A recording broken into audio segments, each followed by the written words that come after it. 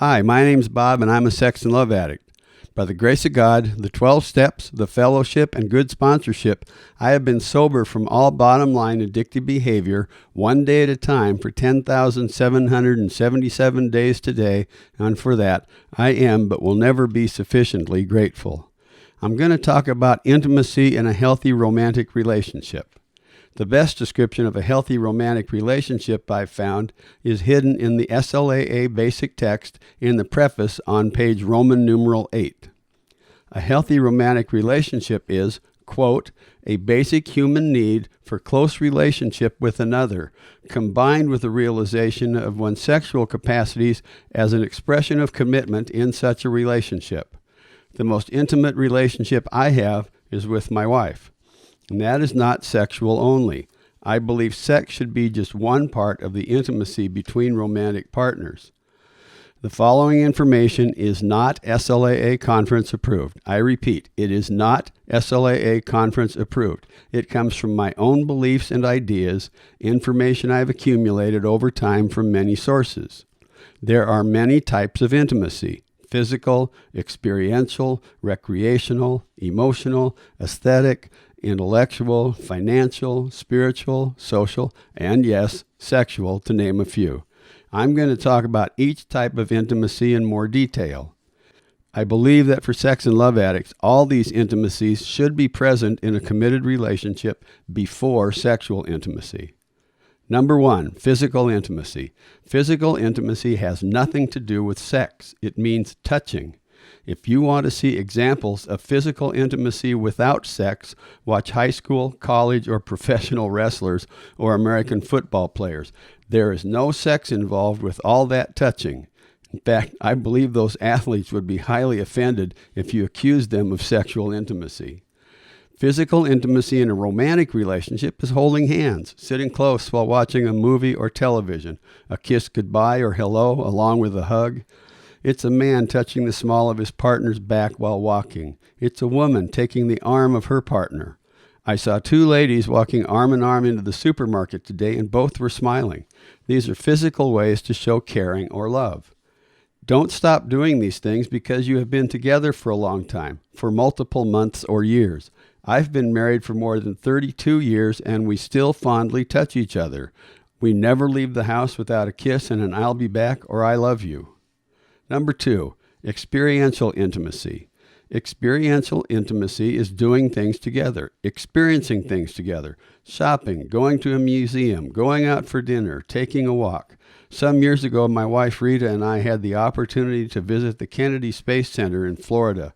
We were one day late to see the last space shuttle roll from the world's tallest single-door garage to the launch pad.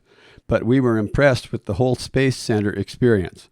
But we also enjoy doing picture puzzles together. Number 3, recreational intimacy. Recreational intimacy is going on vacation, going swimming, riding bicycles, fishing, playing volleyball, or bowling. It's doing fun things together, like hiking, boating, and camping. It's singing karaoke in the living room or going dancing. It can be working in the garage. It's being active together. We found that we enjoy going on cruise ships, and now we try to go every year for our wedding anniversary. We met 2 other couples on our first cruise. One couple is from Pittsburgh and the other from Albany. Now we meet and cruise together almost every year. These friends are not in recovery, and they don't need to be. They are non-addicts. If you Google normal couples, you will see their picture at the top of the search results. They know I'm in recovery and couldn't care less. Nearly all the intimacies are covered in this yearly event. Number 4, emotional intimacy. Emotional intimacy is showing my emotions. It's not sitting across from one another and talking about our feelings. It's standing side by side and sharing what we feel about what is in front of us, whatever we are experiencing. I tend to get choked up and cry at the happy parts in movies, and most of the time I no longer hide it from my bride. This is one of the toughest intimacies for sex and love addicts.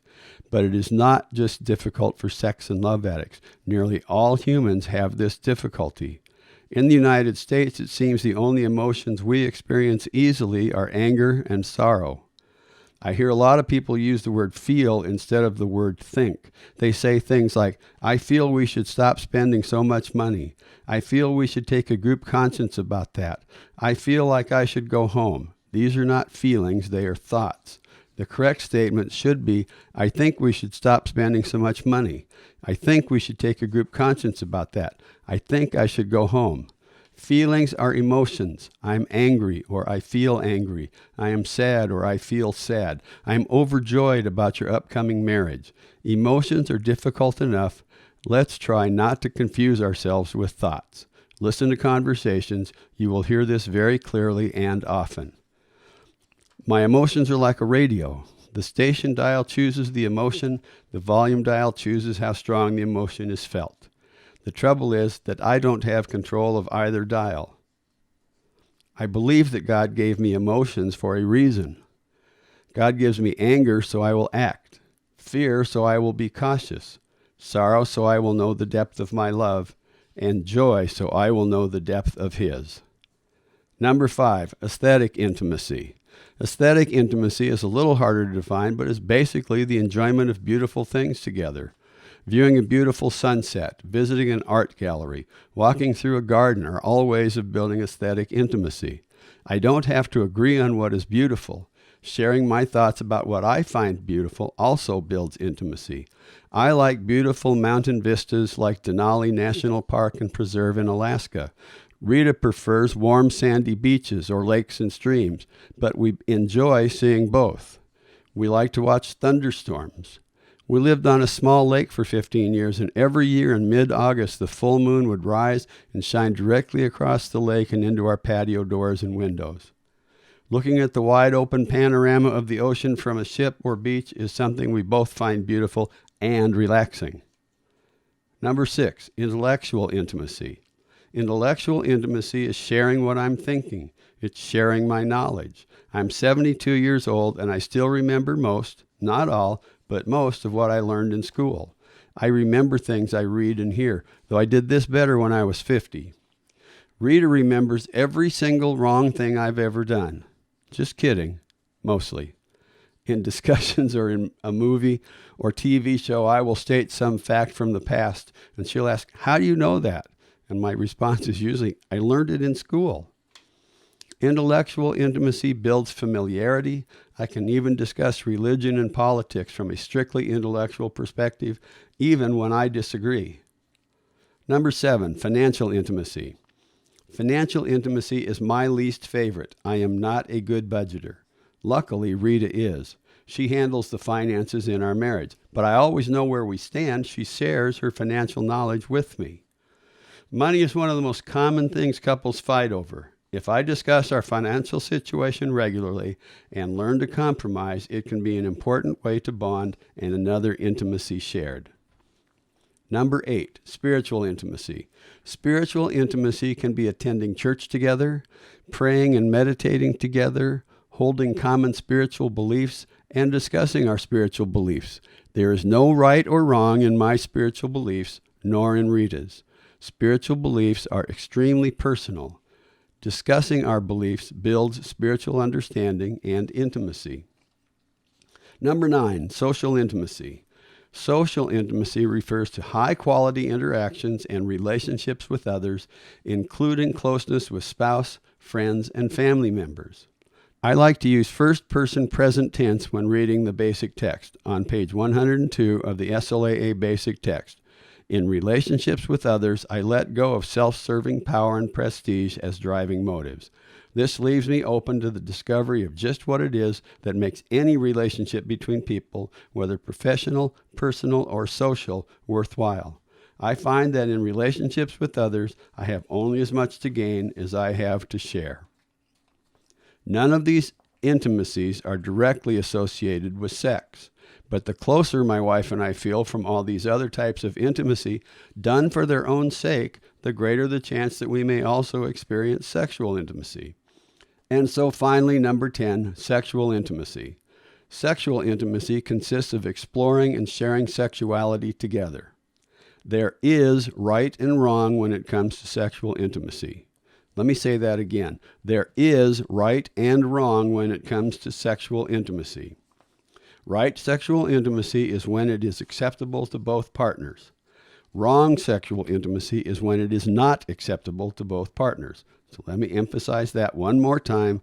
Right sexual intimacy is when it is acceptable to both partners. Wrong sexual intimacy is when it is not acceptable to both partners. Often this right and wrong is more about timing than the sex itself. One of us may be tired from a particularly hard day at work, or emotional stresses in the family, sick children, parents, siblings, etc. Communication and understanding are necessary and especially important when it comes to sex. Open communication between us is important in every aspect of our life together, but I find it most important to a happy, productive, and satisfying sex life. One partner may have an internal cycle that wants sex every fourth day. The other partner may have an internal cycle that wants sex every third day. Communication and understanding are even more necessary here. With love, communication, and understanding, any sex problem can be solved. Let me say that again. With love, communication, and understanding, any sex problems can be solved. We needed outside help in our marriage and did not hesitate to see a marriage counselor. Your minister, rabbi, imam, or priest is usually ready to help, and often these people are trained to help in this area. A match made in heaven is when a sadist and a masochist get together. I can tell you that neither of those sounds like anything I want to do, but if you and your partner find that suitable, then there's absolutely nothing wrong with it for you. Communication about sex is particularly important. We discuss what we like and don't like when we make love. Preferences change over time. It is important that we continue to discuss sex. Maybe we decide to try something new or different.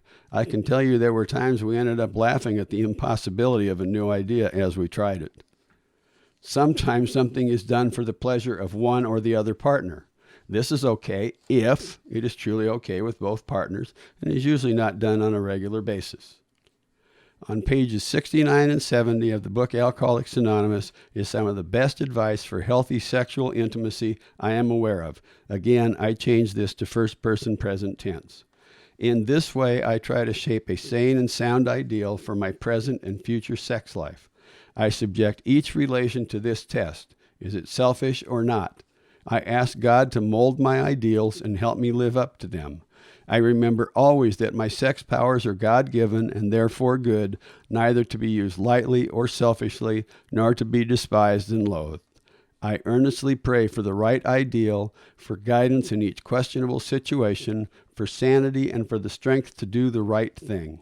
If sex is very troublesome, I throw myself the harder into helping others. I think of their needs and work for them. This takes me out of myself. It quiets the imperious urge when to yield would mean heartache. Imperious means assuming power or authority without justification. This takes me out of myself. It quiets the imperious urge when to yield would mean heartache. Throwing myself into helping others works well. It works especially well if I do it helping others in SLAA. So now I put all this intimacy information together and weave it into a healthy romantic relationship. Again, from page Roman numeral 8 in the preface of the SLAA basic text, a healthy romantic relationship is a basic human need for close relationship with another. That close relationship is created by sharing all the intimacies just discussed, combined with the realization of one's sexual capacities as an expression of commitment in such a relationship. So let me say that one last time. A healthy romantic relationship is, quote, a basic human need for close relationship with another, combined with the realization of one's sexual capacities as an expression of commitment in such a relationship, end quote. And that, my friends, is how we create a healthy romantic relationship. Thank you.